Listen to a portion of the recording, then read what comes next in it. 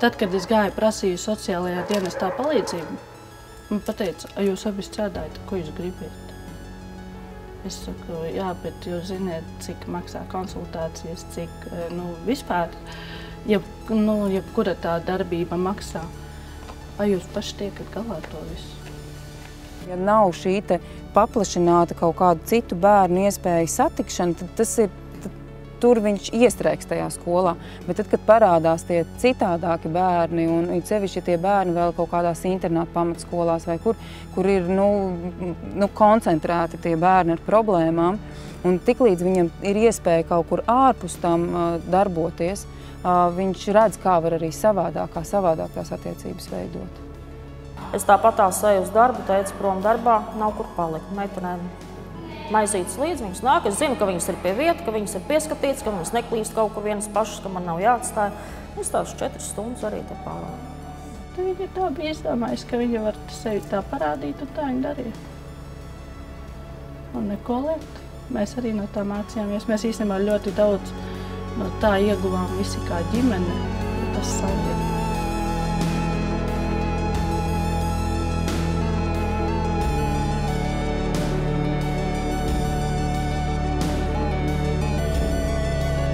Problēmas, kāpēc, teiksim, bērni pauž antisociālu uzvedību, kāpēc ģimenes nav labvēlīgas bērnu attīstībai, visās valstīs ir absolūti vienādas. Ja?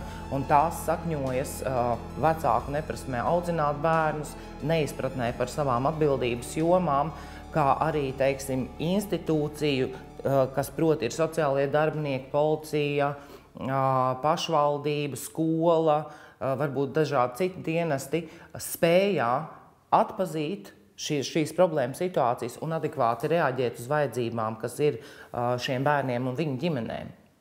Bērnam ir jābūt un bērnam ir tiesības uz dzīvi bez noziedzības. Un ja bērns pieņem lēmumu izdarīt noziegumu, tas nozīmē, ka viņa tiesību aizsardzības sistēmā kaut kas ir nogājis greizi.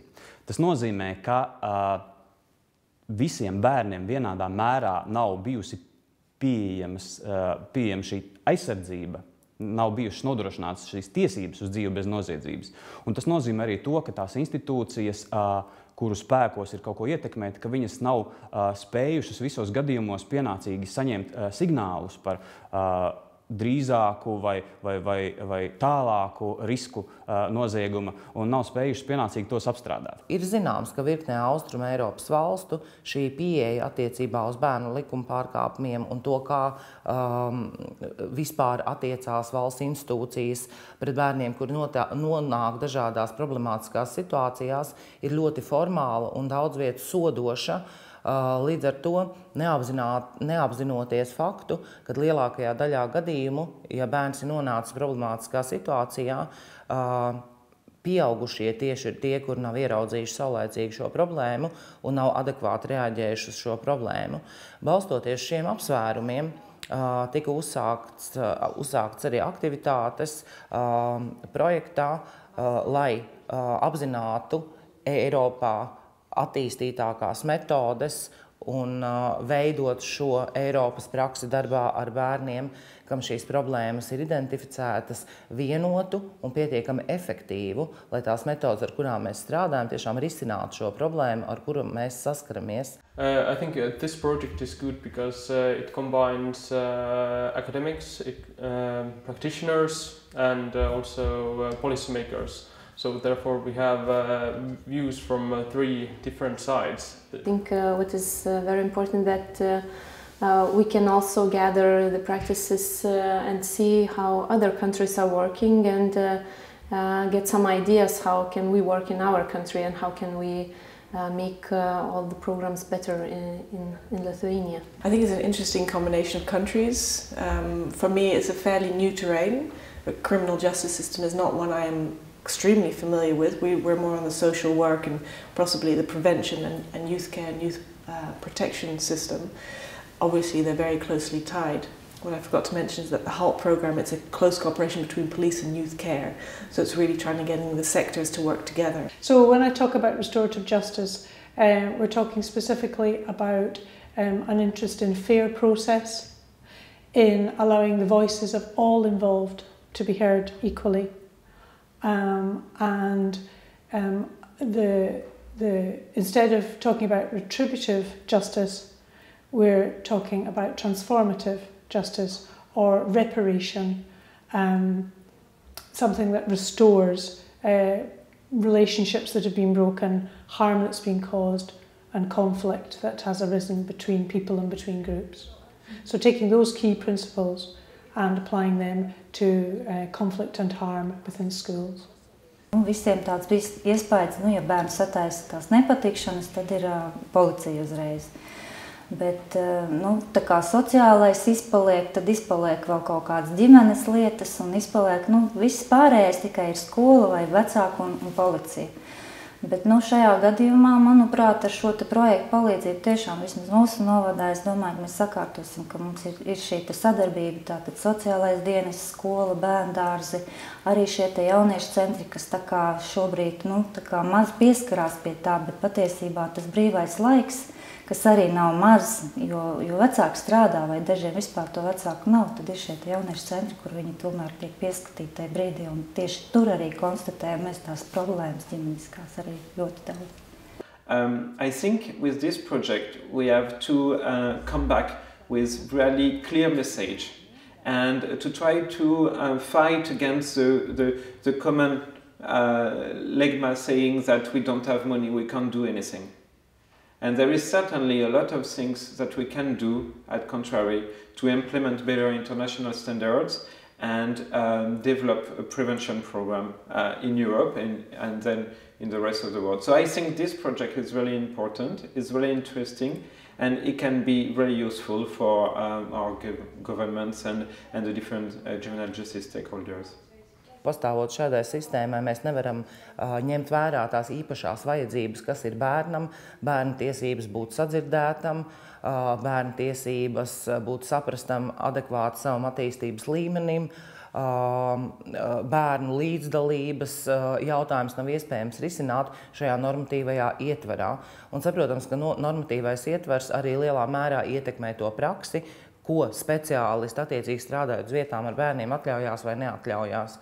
Un šis bija viens no tiem iemesliem, kāpēc mēs izvēlējāmies, ka pilotu projekti var būt tikpat labi, cik kādā no Baltijas valstīm, un izvēlējāmies atsaucīgākos partnerus, kas bija šīs 3 pašvaldības Latvijā. Katrā pašvaldībā ir sava atšķirīga pieeja, un, acīm redzot, tas ir tikai normāli, jo, ja mēs runājam par darbu ar bērnu, kurš ir nonācis grūtībās, ir salīdzinoši ļoti reti gadījumi, ka tā ir tikai vienas institūcijas kompetence, nerunājot par pašu ģimeni un par ģimenes resursiem. Parasti šīs problēmas ir komplicētas, līdz ar to ir nepieciešama vairāku iestāžu, institūciju, speciālistu, ļoti tāda saliedēta profesionāla darbība uz mērķi, lai šim bērnam konkrēti palīdzētu. Latvijā šī starpprofesionālā sadarbība ir, bet tomēr viņi ir atšķirīgi un nevienmēr viņi ir pietiekama. Un pateicoties šim projektam, gribu teikt, ka Madonas novada ieguldītais darbs bija kā reizi vērsts uz šīs sadarbības tādu sistematizāciju, sakārtošanu, pilnveidošanu. Tā kā jau bija iepriekšējā pieredze ar Providus projektā strādājot mūsu darbiniekiem, tad mēs tiešām arī labprāt atsaucāmies, lai uzlabotu situāciju arī Madonas novadā kopumā. Gan vairāk bērni iesaistītos aktivitātēs un līdz ar to mazāk klaiņotu, lietotu dažādas atkarību izraisošas vielas. Tad, kad mēs sanācām kopā, lai tā kā izvērtētu un, teiksim, varbūt policijas darbinieki teica kādu savu viedokli vai varbūt, teiksim, bija kaut kādi signāli no skolas, tad, vai arī tāpat no sociālā dienas, tad tie iemesli vai tās situācijas bija ļoti dažādas. Bija tādi bērni, kas varbūt vienkārši, nejauši gadījies kaut kur tādā slīdīgā situācijā, kā mēs teiksim, vai ne, un nav vēl īsti it kā ne tādas saknes, ne cēloņi, vai ne varbūt, ja, bet viņš ir tāds pamanīts, un man liekas, ka tas ir viens no labākajiem variantiem, ka viņš tādā pašā sākuma posmā tiek iesaistīts projektā, kāds bija šis te projekts. Un, protams, bija arī bērni, kuriem jau tās sociālās problēmas ģimenē, ar ko viņi ģimene jau ilgstoši ir sociālā dienesta redzeslokā. Un dažkārt tur vēl kas vai nāk līdzi arī, teiksim, saskarsme ar bāriņu tiesu, un ir bērni jaunieši, kas ir arī policijas uzskaitē, vai ne, un kuriem ir probācijas dienestu, ir sakars. Nu, tie vairāk pusauģi tādi, kas bija projektā. Jā, tā kā, un tās situācijas ļoti dažādas. Pieņemsim, varbūt kāds, pavisam nejauši pieņemsim, varbūt viņš slikti jūtas klases kolektīvā. Un skolas ir devuši signālu, ka, teiksim, nu kaut kā vai nu viņš pats provocē, vai, teiksim, vai viņš saņem tos bliezienus no skolas biedriem, vai arī tieši otrādāk viņš dara pāri kādiem citiem saviem skolas klases biedriem. Un tā kā ļoti dažāds un plašs tas loks. Tos labākos rezultātus mēs redzējām pie tiem bērniem, kuriem iesaistījās vecāki un atbalstīja, kaut vai telefoniski sazvanoties, vai pamudinot iesaistīties nometnes aktivitātēs. Ja bija labāka sadarbība ar sociālo dienestu vai jauniešu centru, tad arī tie bērni ir lielāki ieguvēji, to mēs redzējām. Jā, bija tāda ģimene, kuras gāja uz māju pat. Un tur ar alkohola problēmas vairāk. Tā it kā tajā brīdī, kad es aizgāju tev, viņa tā kā priecīgi bija, ka tas, varbūt, kad atnāk arī skolotāji uz mājām un kad viņa bērnu aicina tur uz tām nodarbībām, jo viņi jau mēdz būt tā kā būt klasē atstumtie vai tādā veidā. Rakstījām vēstulītes vecākiem, mēs sūtījām īsziņas un mēs taisījām ielūgumus uz pasākumiem. Un tad mēs domājam, kā to izdarīt viņiem pieejamu. Un tad tas viss bija varbūt spēles pie jauniešu centra vai ne, varbūt kaut kādas aktivitātes tādas. Un, uz ko tie bērni arī pavelkas, vai ne? Jo tu nevari aicināt viņu, tad mēs sēdēsim, runāsim lekcijā un es jums stāstīšu, kā pareizi dzīvot, vai ne? Un ar vecākiem ir ļoti līdzīgi, jo tas vecāks ir tik dzīves izmocīts un kaut kādu to situāciju un belzienu saņēmis tik daudz, kad viņš varbūt pat tiešām arī tieši tāpat kā tas bērns, viņš neiet ārā no mājas, viņš ieslēdz varbūt televizorā un viņš nav gatavs risināt, vai viņš nemāk, vai viņš ir apjucis no tās situācijas. Un ar vecākiem mums izdevās daudz labas lietas tieši tāpat, kad mēs viņus aicinājām uz Ziemassvētku rūķu pēcpusdienu, kur bērni bija iepriekš pirms tam cepuši piparkūkus un vienkārši mēs kopā pavadījām ar tiem vecākiem laiku. Vai, teiksim, nometnē taisījām vecāku vakaru, kad tas vecāks nesajūtas apdraudēts un viņš ierodas paskatīties, ko mans bērns var. Un izrādās, tas bērns var. Un es varu sēdēt ar viņu pie viena ugunskura vai ne, un sajusties labi.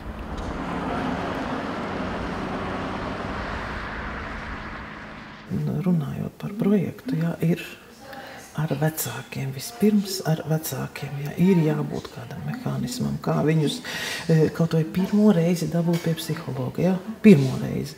Jo man vajag tikai vienu reizi, lai viņš atnāk, lai viņš pārliecinās, jo ir gadījumi, kad tieši man pašai teiks, ka es taču neesmu psihis, ka man jāiet.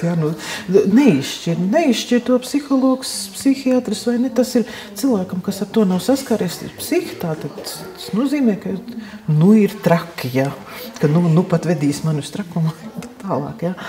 Tas tā nav. Un lai viņi to dabūtu sajust, ka te ir stipri liela atšķirība, tad, jo man nav mehānismu, kā es viņu varu dabūt pie sevis. Kā risināt?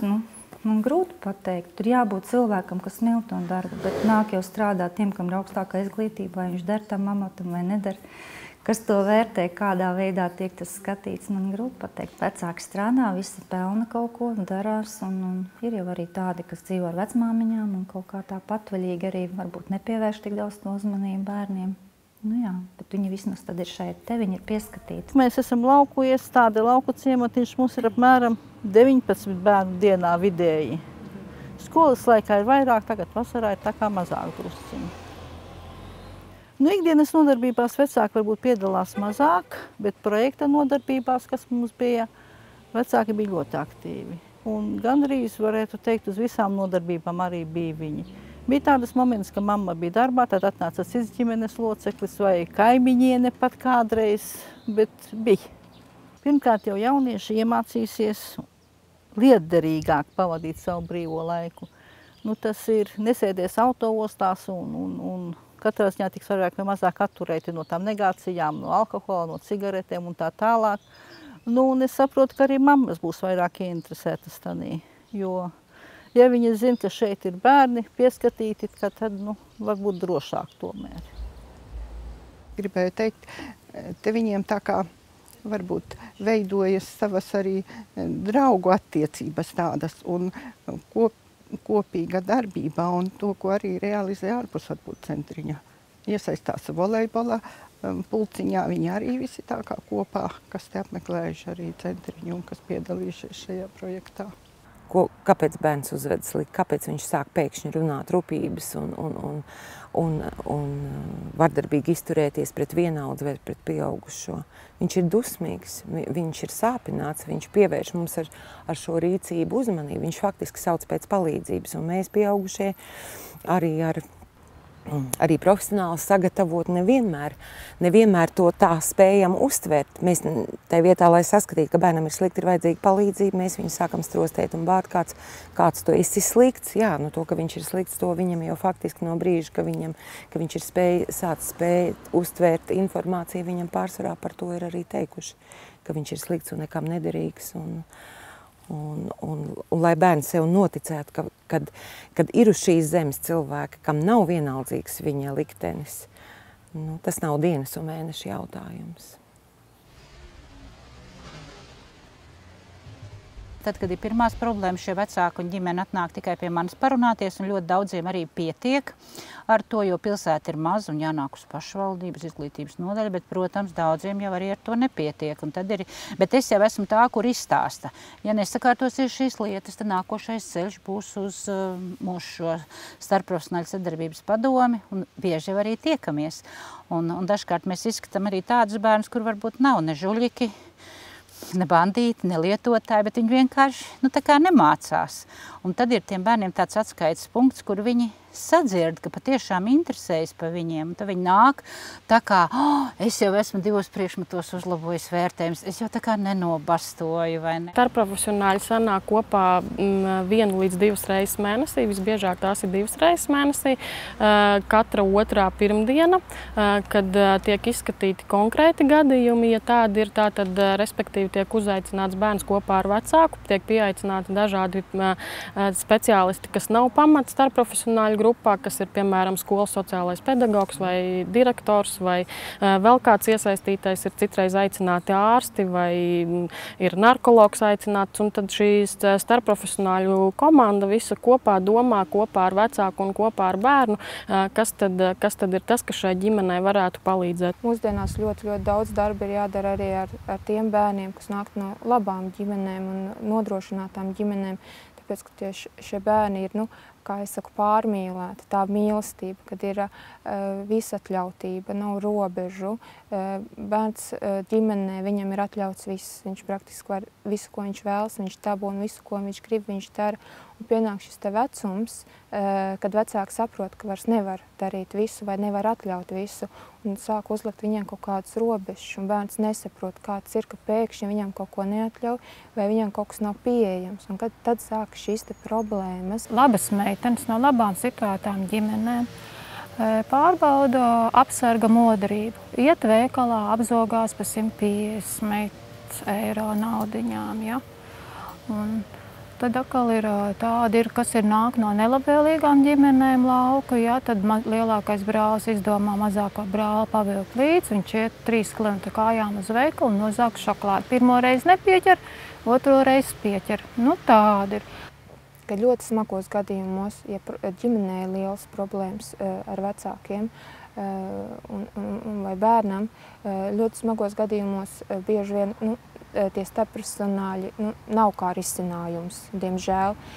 Mēs varbūt varam to lietu, kā es saku, apārstēt, bet nevaram izārstēt. Mēs varam kaut kādā veidā novērst to, lai tas bērns nenokļūst līdz tam cietumam vai līdz tam audzināšanas iestādē. Bet tādos tīri preventīvos gadījumos, kad ir šis process tikai sācies, ka bērns kā saka, iet nost no ceļa vai viņš ir iepazinies ar nepareiziem cilvēkiem, kas viņu varētu pakļaut rastos šī tendence uz šiem likuma pārkāpumiem, tad šie starpprofesionāļi uzskatīja ļoti, ļoti liederīgi. Ja mēs runājam par visplašākam riskam pakļautiem bērniem, tie diemžēl ir bērni, kuru ģimenēs vecāki varbūt ir dažādu atkarību varā, kur ir ilgstošs bezdarbs, depresijas, un šie bērni var būt ļoti neaizsargāti. Šie bērni ir ar ārkārtīgi dažādu pieredzi, un šī pieredze parasti ir smaga, ļoti sāpīga, ļoti daudz, ko šie bērni ir piedzīvojuši. Teikšu, kā ir šie bērni ir piedzīvojuši pārsvarā daudz vairāk nekā mēs ar jums kopā ņemot. Un līdz ar to arī darbam ar šiem bērniem ir jābūt savādākiem, kā jau es minēju, šī individuālā pieeja. Šeit noteikumiem ir jābūt savādākiem, viņiem ir jābūt daudz elastīgākiem, mums ir ļoti jādomā par katru šī bērna iespējām, īpaši, ja mēs runājam par pusauģu vecumu bērniem, kas ir bijuši pakļauti dažādām nelāgām situācijām ilgtermiņā. Viņi ir zaudējuši objektīvu iemeslu dēļ ticību pieaugušam. Viņi tik daudz reizes ir smagi vīlušies, ir bijuši nodoti, sāpināti, kad ir nepamatoti cerēt, kad bērnu pienākums būt pret mums atklātiem un mūs klausīt. Nav viņam šī pienākuma pie tā, ko mēs pieaugušie esam ar viņu nodarījuši. Saldus situācijā arī kolēģi strādā, manuprāt, ļoti veiksmīgi. Mēs jau neesam represīva institūcija. Tāds nav mūsu uzdevums, un to mēs nekādā ziņā tā negribam darīt, jo tas mūsu pamatjautājums ir tomēr, kā šajā situācijā varam palīdzēt. Tas ir tas galvenais, likt tai ģimenei un tam bērnam saprast tos apstākļus, kādā viņi ir nokļuvuši. Un, tas viens teikums attiecībā uz bērniem, uz pusauģiem ir, ka vaļā jau no mums netiks. Ja šī uzvedība nemainīsies pirmajā mēnesī, tas mums ir nolikts tas posms, kad mēs tā izvērtējam, vai ir uzlabojumi vai nav. Kas notiek pēc mēneša, tad mēs saņemam no tās institūcijas. Visbiežāk tā ir skola, kur mums sūtīs ir ziņojumi. Tad mums ir tā pirmā atgriezniskā saite, tad vai mēs tiekamies otrais ar šo ģimeni, vai arī nav vairs nepieciešamība tikties. Bet bērnam ir jāsaprot, ka skolā ir jāiet, skola ir jāpabeidz, ka galvenais tas vaļā no mums netiks. Es pat nezinu, vai mums pagastā ir tādi baigi īpašie blenderi, kas šausmīgi kaut ko dara. Jā, mums arī nāk tādi puiši, kas, piemēram, uz skolu negrib iet. Ir bijis arī tā, ka viņš atnāk, es saku, vai tev nav jābūt skolā šī brīdī? Mēs izrunājamies. Arī tā ir bijis, jā, ka viņi no skolas nākot atnāk šeit, un mēs tā runājam un izrunājam. Es domāju, labi, ka viņš atnāk te, jo te jau nav lielveikali. Nav kur ieiet tajā augstumā, viņš atnāk te, un tad mēs varam runāt un sazvanīties, teiksim, vecākiem un runāt ar skolu. Katram bērnam ir jāatrod sava pieeja. Tas atkal kā pieaugušiem jāsaskata, kas viņam ir vajadzīgs, un līdz ar to ir iespējams piemērot viņam atbilstošas aktivitātes, jo bērni, ja nav, kur viņam iet, ja vecāki neveda, vienalga vecāki, vecvecāki, vienalga, kas ir pietuvināti ģimenei, neatrod bērnam nodarbošanos, tad man liekas, ir tīra likumsakarīgi, ka viņš kaut kādā veidā savādākā, varbūt ne tajā labākajā, savu enerģiju parāda mums nodarot pār sev, ar savu uzvedību, un pret apkārtējiem varbūt ir kā saka, viņš tur nepaklausīgs huligāns vai varbūt vēl nezinu kādu. Tāpēc ir no malas varbūt bišķiņ jāpiepalīdz, jo gan tas bērns, gan tas vecāks jau viens otru mīl, tikai kaut kur kaut ko pieklibo, kas mums atkal, ja mēs kā speciālisti to saskatām, ar šādiem projektiem varam piedāvāt šīs te nodarbības un testus, kur vienam otru iepazīt un šīs attiecības tikai uzlabot un veidot labāku saskarsmi, un pēc tam arī viņi paši. Principā šie bērni, mēs zinām, ka viņi, kad būs vecāki, viņi jau daudz savādāk un būs apguvuši, mācēs un zinās, ko dot tālāk. Resursiem jābūt diezgan lieliem, bet es tā domāju, ka tas ir jāsaprot. Jebkuram tas ir pašvaldībai arī jāsaprot, ka bez tādiem resursiem, ja reiz tādas problēmas mums ar pusauģiem ir radušās, ka bez resursu ieguldījuma tur nekas nesanāks. Mēs satiekoties šajā starpinstitūciju sanāksmēs, mēs jau viens otru arī stiprinam, mēs arī dalāmies savā pieredzē. Un kā mēs šo procesu uz kādām sliedēm noliekam? Mēs varam atnākt kolektīvi visas institūcijas un pateikt, ka viss ir ļoti slikti un jāiet mājās, bet mēs varam domāt, ko mēs varam izdarīt vēl. Galvenais, ko es varētu novēlēt gan komisijām, gan prevencijas darba organizatoriem vispār, tas ir atturēties no tādas policijaskas izpratnes par lietām. Tiklīdz mēs sākam runāt par bērnu kā par procesuālu kategoriju, kā par nepilngadīgo, tas uzreiz nozīmē, ka mēs viņu izskatām kā jau formālās justīcijas dalībnieku. Šī pieeja ir diezgan lipīga. Jāatgādina atkal un atkal, ka ir jāspēj iesaistīt vecākus tajās norisēs, kas tiek plānotas pašvaldībās un tajā saturā, kas tiek likts iekšā visā šajā stāstā. Otra lieta ir tā, ka bērniem vajag būt pieejamam brīvā laika pavadīšanas iespējām, kas ir liederīgas, kas viņiem kaut kādā mērā neatstāja vietu tik daudz brīvām domām par to, kā varētu sastrādāt blēņas. Un šai momentā ir ārkārtīgi būtiski tas, lai viņiem būtu, kur palikt, lai viņiem būtu, kur iet, un lai viņiem tur, kur viņi aiziet, būtu viņus interesējošas lietas, ko darīt. Un tad šeit ir runa par bērnu un jauniešu centriem, kas par laimi visās pilotprojektu vietās bija, bet ar papildus aktivitātēm, ko varēja piedāvāt tieši no projekta izrietošā veidā.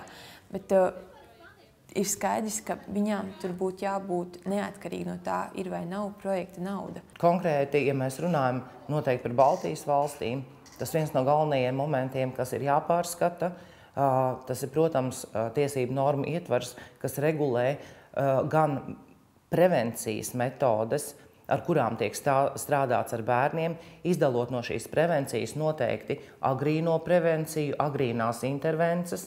Tas nozīmē, ka ir iespēja šobrīd izmantot šajā projektā iegūtās atziņas un metodes, lai uzlabotu bērnu situāciju tad, kad, teiksim, tā problēma nav tik liela vēl, ka viņu var risināt ar samērā maziem līdzekļiem.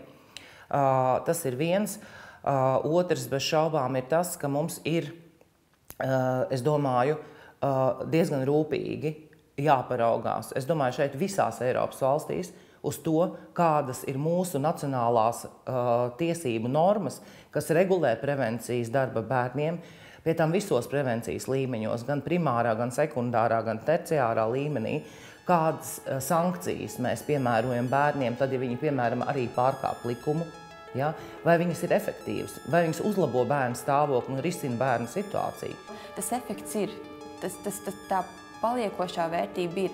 Un, protams, ne tik praktiski, bet nemazāk svarīgi ir arī šo te metožu apraksti un izpratne par viņu nozīmi kopumā. Un tas jau ir tas ir produkts, ar kuru var iet vairs ne tikai pie jau esošajām pašvaldībām, ne tikai pie esošajiem pilotprojektiem Cēsī, Saldū, Madonā, bet tas ir lielisks veids, kā šo ideju izplatīt tālāk.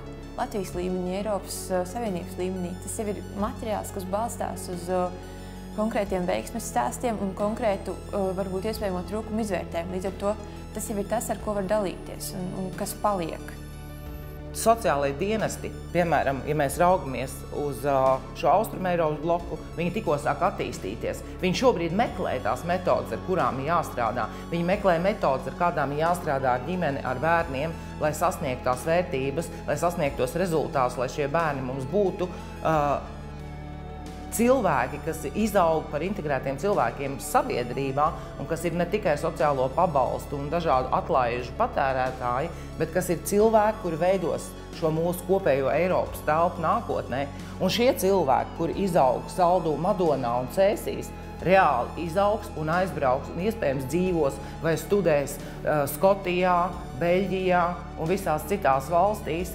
Un tas, ko mēs izdarām šeit Latvijā, īstenībā daudz vairāk ietekmē Eiropas kopējo telpu, nekā mēs pat varam iedomāties. Un to mēs varam teikt par katru valsti, kur bija iesaistīta šajā projektā. Par to, kā veidojās mūsu savstarpējā saprašana, tā kā cilvēki dabūna informāciju par to, kas notiek citās valstīs, kuras varbūt viņi citādi nekad nebūtu apmeklējuši. Tas ir ārkārtīgi svarīgi, un šī ir tā Eiropas lielā vērtība, ko mēs izceļam no šī projekta ārā.